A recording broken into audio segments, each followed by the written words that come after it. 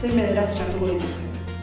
Eta egin dezala ariketa hori kontziente, hitz egin dezala bederatzi pertsona ezberdinekin.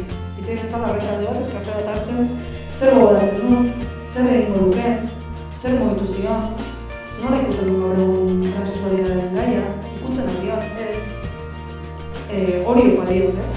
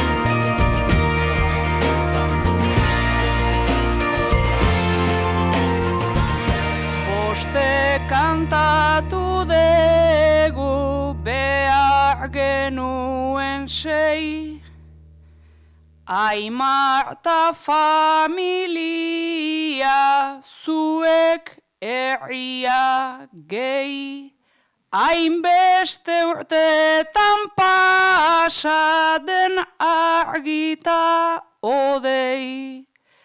Miresmenta esker onta jarraitzeko dei, diren ura izaten ausartzen direnei.